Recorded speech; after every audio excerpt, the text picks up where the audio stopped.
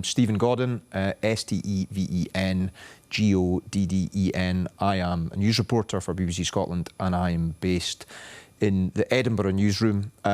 General news reporter, do a little bit of sport from time to time, and the World Cup is my beat as well. The fans coverage. So yeah, we're both in the same boat. You've been busy? Yeah, very busy. Tell me what your experience has been like so far. You know, I don't think Boston was totally prepared for what was coming our way when the Tartan Army arrived, which has been so refreshing. I think I've been seeing a lot on social media, as I'm sure you have. It's been tense politically for years, and it almost feels like you guys have lifted the valve a little bit on the pressure and kind of just injected so much positivity into Boston, and it's been really fun to see. I've never seen so many kilts in my life. I feel like I know all the chants. I know players of yours that I didn't know 2 weeks ago, and I think the city has kind of been pleasantly surprised. Not that we were expecting anything bad. We're hosting the French team for the entirety of their run in the World Cup, and that got a lot of attention. We weren't expecting the rush of the Scots to come in and kind of take over that attention in the best way possible. So it's been great. I will say, Bostonians are known for being a little hard on the exterior. We're kind of rough around the edges, and you get to know us, and then we're nice. You guys have just blown through that in record time. I have never seen anyone win over Bostonians faster. And when you guys leave, I think people will have some withdrawals when you go, because it's been such a good time. You were obviously, you knew you were on the World Cup beat, so I imagine there's quite a lot of preparation for that. What were your expectations for Scotland and their fans? You know, it's interesting because like I had mentioned earlier, the French team got a lot of attention just with Mbappe coming and obviously a global pull of that. I don't think we knew the sheer volume of Scottish fans that would be coming. All of my prep with tourism and hotels, we're looking at overall numbers and not necessarily where people are coming from. And with the games rotating, I think one thing we didn't take into consideration was you all have 2 games here within a week. And so you've kind of set up shop, it feels like, which has been incredible. Someone online, referred to it as like a summer camp, people just setting up. And I guess what surprised me is just, one, how receptive Bostonians have been. I told you I did a story on transportation. The trains to get people to the stadium is adjusting every other Bostonian commuter's train, and no one seems to have a problem with it, which would never happen normally. People would be complaining or pretty loud about that. And so, I think shocking part or a surprising part, the reception, how Bostonians have taken it. You all are so positive, passionate, and I think that is really contagious, and people here have been latching onto it. Have you been able to get any sense yet of the kind of economic benefit for the city and what it's meant to local businesses and local traders and just the wider city area? We actually just did a story on that yesterday. Well, let me back up, 2 parts. One, the impact on the bars has been incredible to witness. We like to think that we know how to party and can throw a St. Patrick's Day festivity, but when you see reports that bars are selling 3 times the amount of beer that they do on St. Patrick's Day, where you guys are smashing records, and then you see that people are cleaning up after themselves, cleaning parks, leaving, there's no damage, there's nothing. It's like the best case scenario. So I think businesses are eating it up. We did a story yesterday, even businesses you wouldn't expect, Scots trying American things, going to a Cracker Barrel or a Costco or a Walmart, all of these things that are uniquely American. And I think athletic stores were expecting, a bump in business, bars and restaurants, but a lot of other people are seeing it as well. Is there anything that you've covered so far that you simply have not been able to wrap your head around? I've seen the traffic cones on statues. Traffic cones are everywhere. I mean, they're all over the place, and it's fascinating watching people try to figure out what's going on. I actually am impressed with how high some of the traffic cones are getting on some of the statues. I don't want to know how they got up there, but it's impressive. That has been really cool. obviously, you know, I'll tell you, I live near one of the parks in the city, and it was woken up on Saturday by a chorus of bagpipes, and I just need to know if that's a normal thing or what. I just was not expecting to be woken up by bagpipes at 8 o'clock in the morning.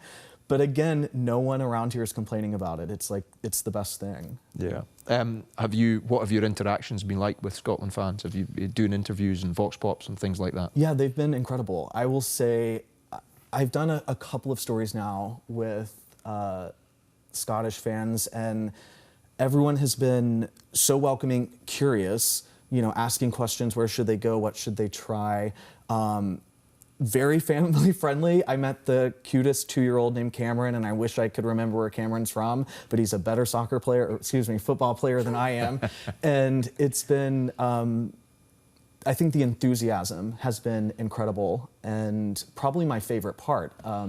I don't know what I was expecting in talking with fans, maybe more of a rivalry or something like that, but when you see these videos of, you know, a Scottish fan playing with a Boston police officer and Haiti fans dancing all together, I don't know of another world where that could exist other than a World Cup environment. And I think that has been so incredible to be able to experience. I think that's actually hit home for us as well. You know, you see the social media clips of the police officer doing keepy-ups, as we would call them.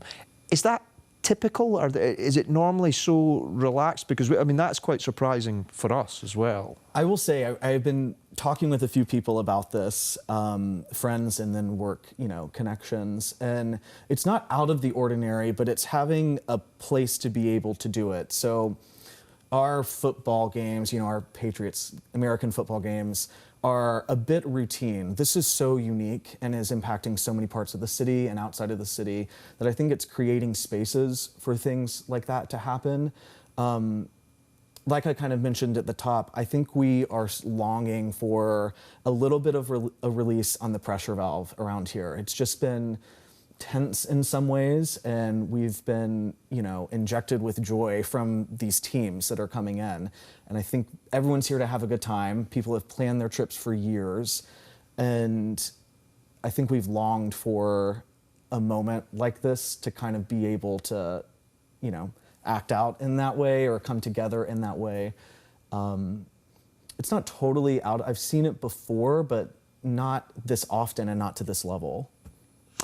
Is there anything I can shed some light on or attempt to? I am curious what you, okay, so I won't totally say where you're staying near the city, but I'm curious what you're thinking so far. How are you feeling about being here? What do you think about the reception in Boston? How has it been? Yeah, I mean, so the first thing I should say is it's hot. And we have, you know, we've from the moment we touched down, we've been having to work. You landed last week. Yeah, we landed last Wednesday. That was the first thing that struck me, was how hot it was, and I thought the Scotland fans could struggle with this if they do their normal, which is to stand outside a bar for 12 hours on end drinking pint after pint. This could be quite. There could be some red faces, and so it's turned out.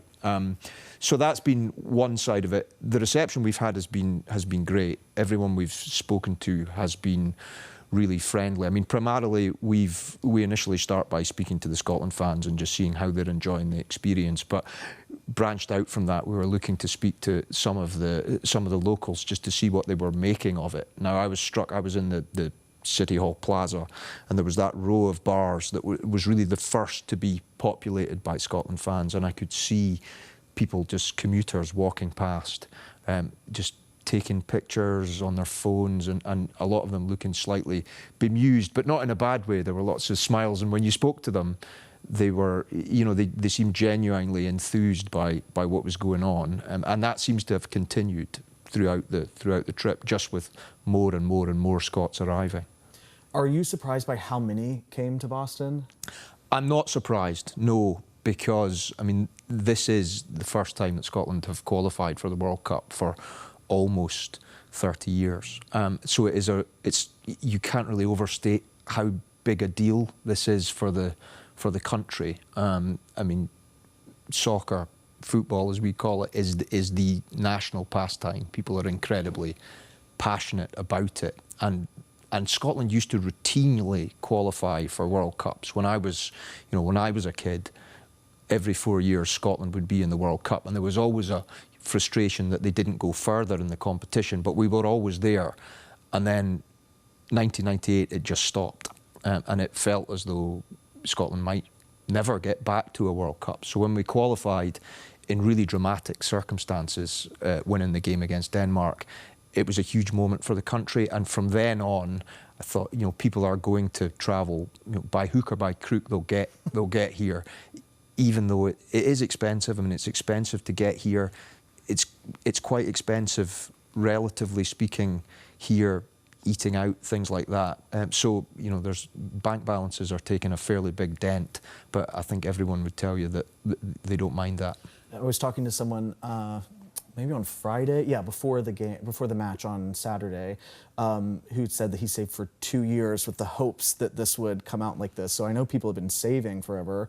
I'm curious, you guys are breaking these records at bars around here. Are you surprised by how well everyone's holding it together? Or I don't think Bostonians trust ourselves with that amount of beer to be able to hold it together. But you guys seem to be doing great. Yeah, having a great time. Yeah, I mean, this is quite typical behaviour for the Tartan Army. So I covered the European Championships 2 years ago in Germany, and the numbers that travelled then, I mean, the estimates were that there were 200,000 people travelled to that. So there were huge numbers of people. And again, it was exactly the same. It was, you know, standing in squares, you know, drinking, singing, all of that sort of stuff. But there is, I think it's fair to say that the Scotland fans take a real pride in being ambassadors for the country. So they will, you know, behave in that way. There's lots of fun, there's lots of singing, there's lots of drinking, but you also see the other side of it, which is they'll come in, they'll clean up afterwards. They want to leave somewhere having left a good impression. There's a long history of that, and there's a history of, you know, people talk about almost self-policing, that if someone is stepping out of line, then quite often there will be 10 other guys saying, you know, "Oi, stop that. You know, we don't need that sort of thing." And that's quite unique to Scotland football fans. You wouldn't see that necessarily with the different club teams from Scotland. You know, that there's a unique dynamic to following Scotland in that you see all the fun, you know, all the singing, all the drinking, but within that they want to make sure that they leave having left a good impression. I think I can speak for everyone here. You guys are welcome anytime. You have been such a breath of fresh air. It really has been incredible to watch. It's been such a mood booster, a morale booster. I think Bostonians have learned a lot and opened their minds, their hearts. I hope you feel that. It seems like it. And it's been fun to see the different teams interact in a way. I think has been really cool. I just wanted to ask you, I know you've been working, but have you seen anything around Boston, or sightseeing, or any time for that? There's not been a huge amount of time for sightseeing. I went out to Harvard for a little bit, had a look around there. Other than that, some of my colleagues have been out to Salem. They've enjoyed that, and I'm hoping that we get a day off after the game on Friday to go and see a few of the sights. Well, we went to Cheers as well, which was when I was growing up, was a very popular TV program. Although my younger camera colleague didn't even know what Cheers was. Didn't know what it was. That's humbling. So yeah, there's a real generational split. Well, it's been great. I think, you know, I don't think we could have prepared for this in this way, or for it to work like this. It was on all the major networks last night here in the United States, how you all have been here in Boston and the effect it's having.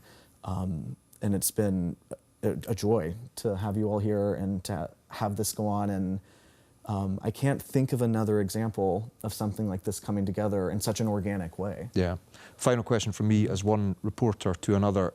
How have you found live reporting in front of the Scotland fans? You know, I will get climbed on. It will be a whole thing. I just hold onto the microphone as tight as I can, but you can't make the atmosphere up. You can't make it any better. And I think you know, being live in the middle of that is a party, and you just gotta like let go of the control and just let the live shot happen and hope for the best and hope you come out on the other end.